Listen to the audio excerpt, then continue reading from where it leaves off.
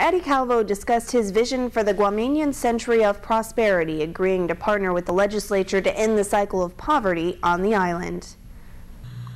We can reemerge.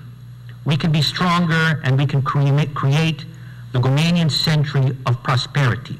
But making that a reality will come with its share of challenges, as the governor pointed out the government's current critical financial state with a deficit that has ballooned by $84 million to a whopping $349 million.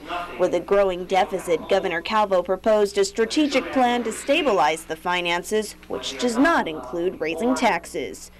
The people should not have to bear the burden of the government's inability to live within its means. But we are aggressively seeking both cash and revenues. The Department of Revenue and Taxation is pursuing a Guam property assessment system, a computer-assisted mass appraisal and tax mapping projects. He added his administration is working to hire more tax agents and revenue officers, as well as seeking federal reimbursements of earned income tax credits and Section 30 money. The governor also stressed his administration's priority to pay tax refunds and his solution to get that money back into the pockets of residents. These tax refunds rightfully belong to you. The government has been using your money to keep itself running. This is your money. This is not the government's. My administration is looking into financing the deficit. The immediate cash infusion will be used to pay tax refunds this year. And with a commitment to fiscal responsibility, we can fund operations and pay tax refunds on time from next fiscal year forward. The most important part of this plan is that it will help a lot of people at a time when Guam must be focusing all its efforts towards the future. The governor said the military buildup would be the start of enhancing the island's economy and said he would be seeking funds to outsource a program management office under his direction to manage the buildup. He also received a standing ovation for his stance on Fena.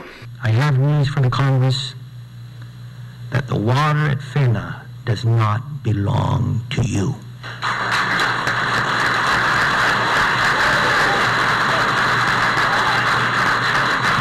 The governor adding Congress cannot sell Guam the very water that God has given, and not a single penny, he said, will be spent on what is rightfully ours. And if we have to, me and Senator Tom and other senators, let's go march on Fena.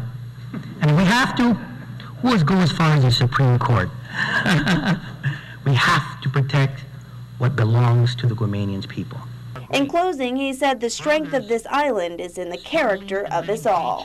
Everything starts with a dream. We are not so defined by our problems today that we cannot reawaken the pride of the ancestors within us. We should note that the governor dedicated today's address to the silent courage and kind-hearted heroism of State Historic Preservation Officer Linda Uggan, who recently signed the programmatic agreement, the governor saying his administration will continue to support her.